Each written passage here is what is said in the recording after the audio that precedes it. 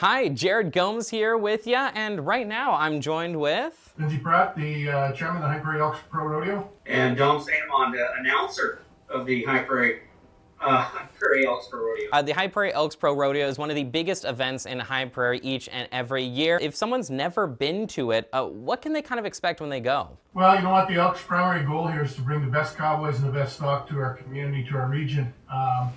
But we try to pack as much as we can into 2 days. It's a midweek rodeo, which is an odd thing, but it really helps attract some top-notch cowboys.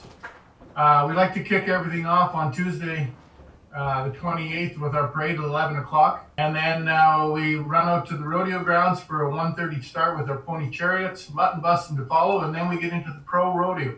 We also have the Midway the first day and the second day, rodeo dance that night. So we pack it all into the first day, and then we do it all again the second day. What kind of action can fans kind of expect from the rodeo this year? Midweek rodeos are crucial for competitors to get those numbers in. And it also draws in people you may not commonly see on some of the weekend stops because of the selection of where they can go. And I'm excited because this year we've got some NFR qualified competitors. We've got CFR qualified competitors, including past champions and reigning champions that are coming through this week. Yeah, Dom, maybe I'll just add to that. I mean, that's kind of the key. Again, we go back to, we're trying to draw the best of the best into our community here. And these guys, if they don't come to rodeos like High Prairie, they don't able to qualify for the national standings or the Canadian standings. So if you can win some money here, it goes a long ways to get to the finals. And that's where the big bucks are, of course.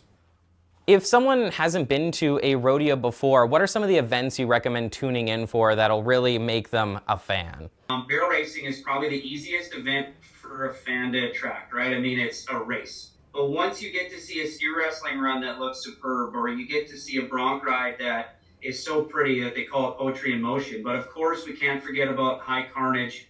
Bull riding does draw fans in too. I think there's a flavor for everybody, but I'd argue barrel racing gets you in, and then the rest of it just becomes, kind of enjoyable for all. Yeah, Don, I'd just like to add to that, Don, the breakaway roping from the ladies do now, it is unbelievable how quick it is and how fast and exciting. And then we've added a little bit of excitement to it too, with wild cow milking.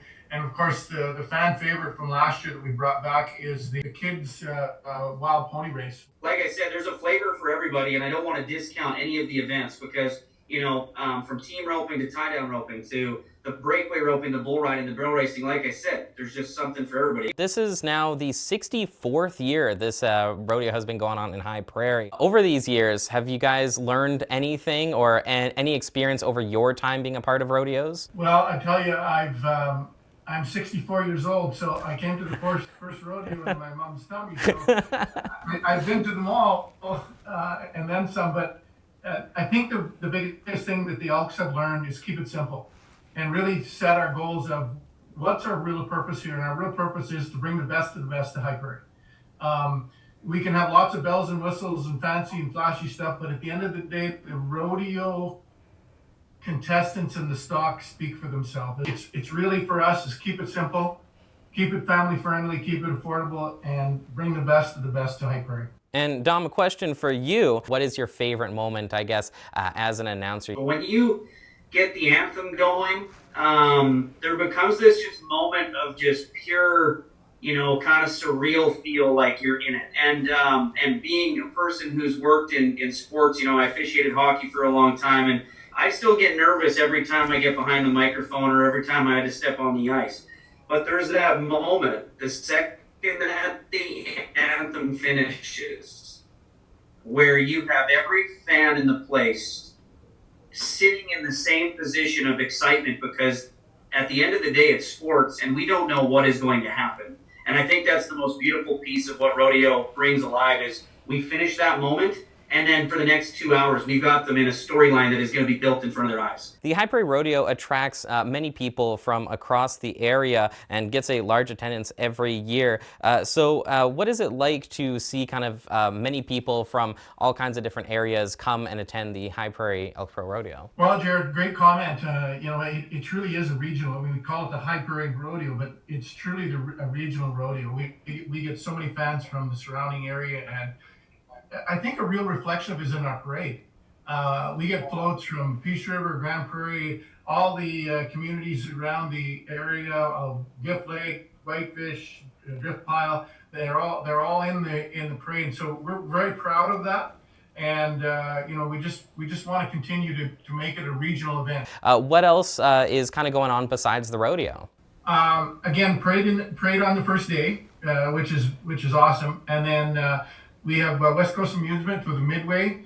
The Royal Purple puts on a concession with homemade food that is to die for, and of course our nightly entertainment with our dance on both nights.